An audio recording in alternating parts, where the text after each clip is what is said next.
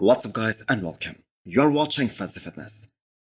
So let's start this video with Michael Daboul's update just a week out of this year's Arnold Classic UK. I showed that he has won previously not once but twice, and that happened in 2021 and 2022. So the 2022 show was extremely interesting in the context of classic physique. Michael Daboul was able to beat Wesley Vissers at that show, although he did lose to Wesley at the Olympia 2022. But he was able to beat Wesley again at the Olympia 2023, and at Arnold Classic UK 2022, he was also able to beat Christian Zagarella, who has now switched to 212 class, and Wesley is now the reigning Arnold Classic champion. So just look at how much things have changed in the last couple of years, because Wesley is entering this year's Arnold UK, not only just the reigning champion, but as one of the biggest names in the classic physique division, and as a guy who people think is probably going to challenge Chris Bumstead at this year's Super Bowl of bodybuilding. So the Arnold Classic Ohio was Michael Daboul's first attempt of coaching himself. Previously he was working with Patrick Tour, and I have to say he did a pretty good job.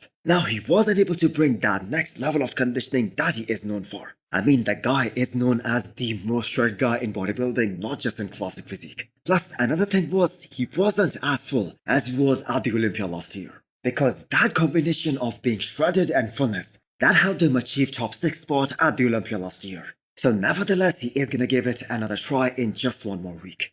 So not only does he look freakishly huge and wide at the same time, he looks to be in a damn good condition. So Michael Daboul is definitely one of those guys who really benefited from the new regulations in the weight cutoffs. But even now with the increase in the classic physique weight limits, just take a look at his physique now and how much muscle mass he possesses before making a weight cutoff just a week before the show.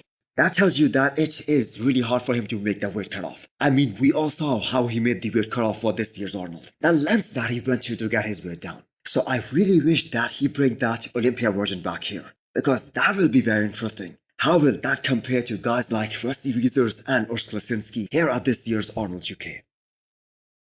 Well, Rubiel Mosquera aka Neckzilla do this upcoming New York Pro. So Rubiel is that type of bodybuilder who has the ability to attract massive crowds, because he brings that element of freakiness. I think we can all agree on this. He's probably the most freaky guy in the men's open bodybuilding right now.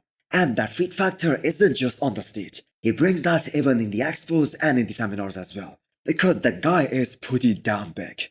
So Rubiel was spotted training with retired German bodybuilder Ronnie Raquel, and later posing for him as well. So if the New York Pro is on his mind, he has got to consider the favorite at that show, which is the mutant Nick Walker, and the crazy package that he's gonna bring to that stage. So talking about the mutant Nick Walker, he isn't gonna take this show lightly, even though he is a top 3 guy in the world. Because the thing is, for Nick, it isn't just about winning the show, but how he is gonna win this show. Because I think we have established this fact, that he is most likely gonna win this show without any serious complications. So how he is gonna show up here and win this show, that is gonna set him up pretty nicely for this upcoming Mr. Olympia. So coming back to Rubiel Mosquera, he is an unbelievable freak. We do not exactly know how fast this guy is able to change during his prep, but still we saw him change pretty damn fast for his last show. So as of right now, at 10 weeks out, he is in a pretty good spot. His physique is far from ideal, I have to say, but the size is definitely there. Those quads, that is gonna be hard to ignore by the judges and by the fans as well. One of the biggest saddle wheels in bodybuilding right now.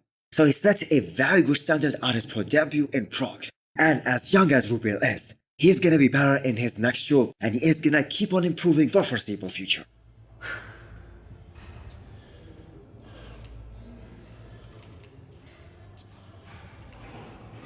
Antoine brought the best physique of his career at the Arnold Classic Ohio last weekend, but still he was placed well below his own expectations. 7th place isn't what he was aiming for, especially after taking that whole year off. But again, none of us had him in our top 3 either. But Antoine himself, after dedicating more than 1 year solely to making improvements and taking all that time off, he was expecting to be at least top 5 here.